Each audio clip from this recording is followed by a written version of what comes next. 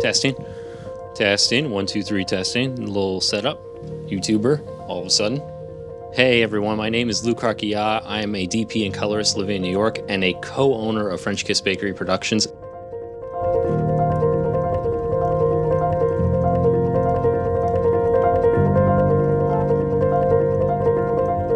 Today I want to talk about a new lens I got, the Canon FD 35 to 105 f3.5. So that would be this lens. I actually bought this just for about $80 because I saw it on Instagram, and anytime I see a really cool lens I like, I decide to just give it a shot and buy it on PayPal. This ended up costing a little bit more to get set up because I had to add the focus rings and a front cap. I get this all from followfocusgears.com, and there's a little spot here for the macro mode on this lens. To adapt it, instead of getting the CinMod hard mount adapter, I ended up buying the Earth adapter with the focus correction on it. Mainly, I got this lens because it had a really cool quality to it, and everyone loves the Canon FDs. Obviously, this is not one of the FDs that people are talking about, but this zoom is pretty cool. It's not parfocal, but it's soft and it has some really pleasing skin tones. And I already have another vintage zoom, which I haven't been using that much. It's the Tokina 28-70 f2.6 ingenue design lens, which is a pretty cool lens. It's using the ingenue optics in it from the 28-70 that they were making at the time, where Tokina created the autofocus system. So basically, when they stopped producing a lens, Tokina bought all of the leftover parts, the elements and everything to create this. So you basically have an ingenue lens in a Tokina style.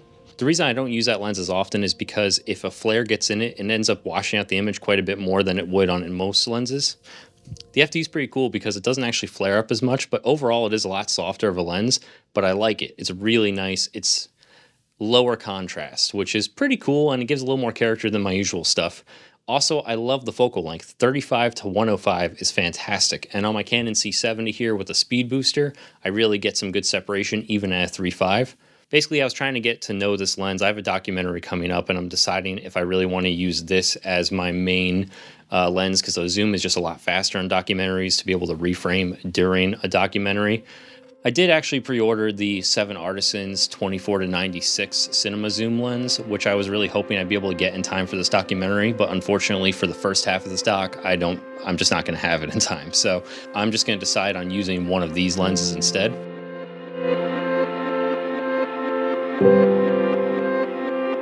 So for this, I did a really simple setup. I just used my Hudson Spider Mozzie with the 40-inch white umbrella kind of as my big key. I used one of the Colbert 60-watt lights with a mini softbox on it as my kind of facial highlight, as well as, eye light. And 2 more Colberts, one in the window through the doorway to kind of give a little bit of sunshine, and one backlight kind of far back in the way. Honestly, I was pretty happy with how the FD performed. I shot the first part of the interview with the FD to actually get it out of the way, and they were, my subject was kind enough to let me work on this. This is all for a documentary called Ripped Apart that he is producing and crowdfunding right now. It's, brings awareness to Riptides, and he was kind enough to bring me on as a DP for it. So it's going to be in its crowdfunding stage. So I'm going to link the Seed and Spark down below so you can check it out and donate to it if you want. It'd be a really big help. And it's, it's a really important documentary I think that does need to be made. I'm getting kind of relaxed. I've never shot a YouTube video in my studio here, in my little office. I did shoot one about the original GFX, but then the GFX Mark II came out. So I don't know if I'll ever release that, because they fixed a lot of the things I was talking about, but maybe it's worth it. It's cool to actually see using a medium format for, shoots and stuff like that. So you can see here that I had the Canon FD all set up. I didn't have my focus gears in just yet, so I just did a quick zip focus gear that I keep lying around for any lenses that aren't modded already, and just kind of taped it up a little messily, but I just wanted to be able to get focus control. I did find myself magnifying in just to see if I was really nailing my focus. Once I had it, I thought it was beautiful. I thought the soft image was really nice. The C70 actually has a slightly softer sensor compared to some of these other 4K, 6K, 8K sensors out there, so it's not too video looking. So this was pretty cool to actually kind of sell my look. I didn't use any extra filtration. When I swapped over to my Tokina ingenue design lens, You can already see the Tokina is so much sharper and it has so much more contrast than the FD does, which I do like. You know, the color rendition's really nice. The skin tones are nice. I think the skin tones are a little more pleasing on the FD because it's softer and there's a slight bit more of a pastel look to the skin tones in this. And the FD flares, but doesn't flare anywhere near as much as the Ingenue does, where I basically always have to use a matte box and be mindful to not over flare it if I'm not looking to get that. So I ended up adding my Sirui, however you say it. I don't really know. I'll put it on the bottom of the screen. I ended up throwing that adapter on the front of the Tokina to kind of see what that looks like. And at a 2.6, it's actually a little too soft at perfectly sharp, but I really like the look I was getting with this lens and anamorphic adapter combo. I ended up stopping down to an f4 to get a sharper image. This anamorphic adapter doesn't really have crazy anamorphic properties. It really just adds a squeeze to your image, and it's still a light squeeze. It's less than the usual 1.3 squeeze, which is what I used to have for adapters.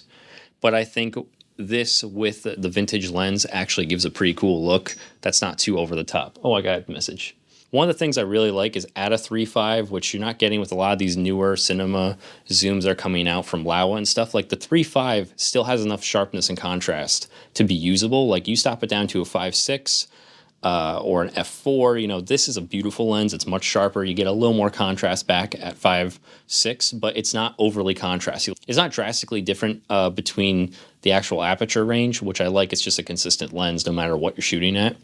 It gives a really cool vintage vibe. It's not overly sharp. Like right now, I'm shooting on my Sigma Art 35mm lens, which is a much sharper lens. This is at full 1.4 with face tracking, which is a really cool look, obviously. But, you know, it's not the look I want for every single thing. It works for this particularly. But, you know, but different situations call for different lenses, obviously. I'm much more of a believer in using all these different styles of lenses to reach your look and, you know, use the camera that suits you best, which makes your job the easiest and still has a great image. All these cameras have pretty much the same, you know, final image these days as long as you have a good knowledge of coloring or you're using a colorist, so it doesn't matter as much anymore. You know, lenses are what changes the game for you, changes the look for you, and it gives you the style you're looking for. One of the things I really do love with this Canon lens is the macro mode. I had used on my last feature doc the Leica R35-70 f4. I thought it was a beautiful lens, and I loved it had a macro mode in it. I was getting these crazy macro shots at 35mm, which I love a wide angle macro, and not like super deep like a probe. It's just more of a usable thing. This lens has one of those macro modes at 35mm, which I think is fantastic. It makes this lens so much more usable than most other zooms. This Tokina doesn't have great close focus, nor does it have that macro mode. So one of the reasons I really like the FD a little bit more. Only downside, just like that Leica I was using, is the front element does actually move. Like the whole front filter ring moves whenever you're focusing.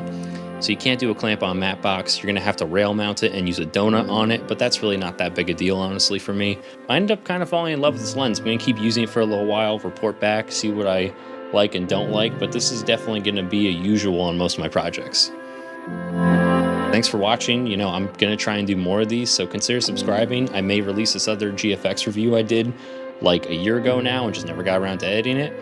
I work quite a bit in the industry at this point in New York. I've been doing this for about 10 years now, so I want to try and find the time for some YouTube stuff because there's more and more professionals on there, and I'd love to contribute, you know, what I can and get in contact with these people and be able to become part of this community as well.